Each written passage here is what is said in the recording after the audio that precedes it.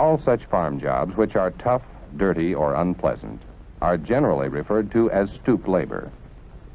Understandably, then, this is the only area in which the American farm labor supply falls short and is supplemented by Mexican citizens, sometimes called nationals or Mexican nationals.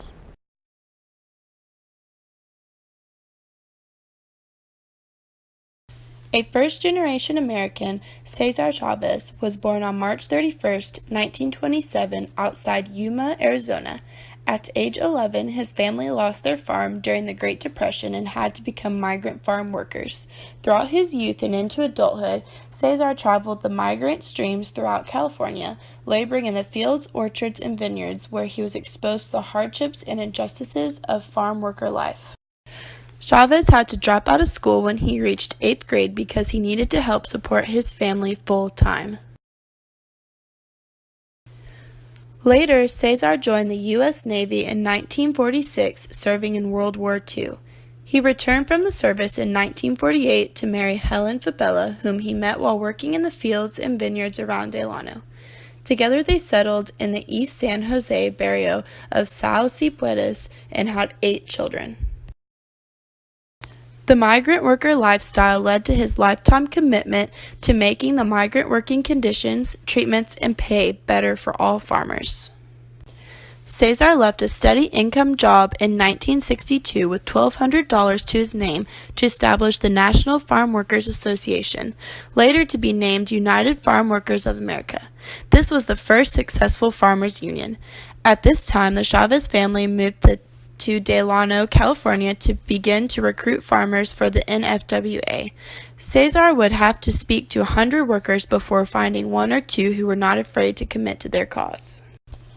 In 1964, Chavez founded El Malcriado, the voice of the farm worker, the official newspaper for the NFWA. He used his newspaper as an outlet to recruit farmers and Americans in general and bring light to his movement. In 1975, the California Labor Relations Act was passed and goes into effect. It was the first law that protected the rights of organizations of farm laborers, allowing farm workers the right to boycott and to collective bargain. A year later, in 1965, NFWA members go on a labor strike against grape growers. The Delano grape strike began on September 8, 1965, and lasted more than 5 years. This strike was so significant because for hundreds of years, Mexican-American farmers would try to go on strike and their efforts would be crushed. This was a huge leap for farmers. And because of this movement, Chavez gained support from Senator Robert Kennedy. That same year, in 1966, Chavez additionally led a 250-mile march from Delano to Sacramento, California, to present a list of their demands. Several grape companies agreed to sign a contract with the union, their first union contracts, granting workers better pay and protection.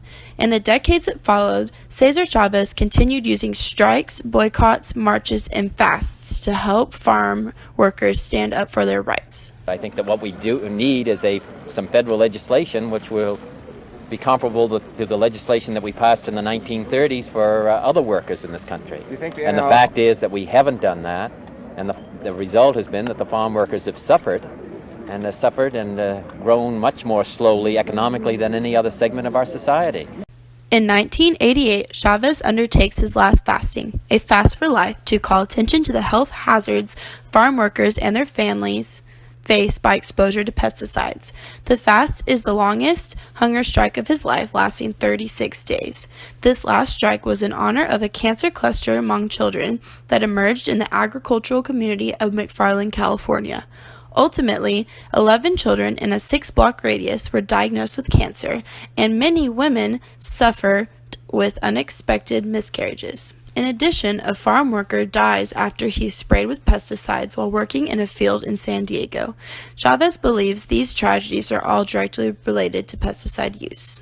I think what we've done more than anything else, we've been able to get consumers to understand the dangers of pesticides.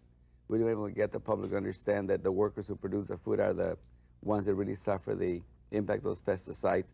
And above all, we've been able to get a large part of Americans to understand that there are severe problems with the men, women, and children who work in the fields who produce the food we eat. And what about dignity for those workers?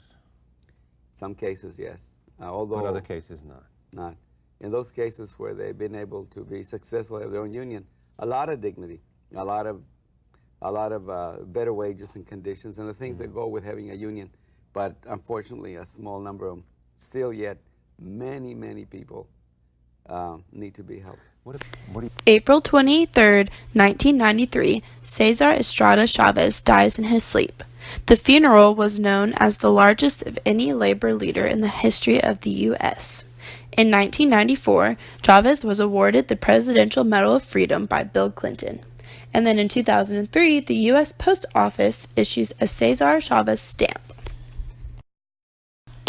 Chavez led a life to serve others. He spoke on behalf of migrant workers and the Mexican-American community. Many people now consider him a hero because of his peaceful efforts to help farmers gain better treatments, working conditions, and pay. His movement had a slogan, "Si se puede," yes, we can.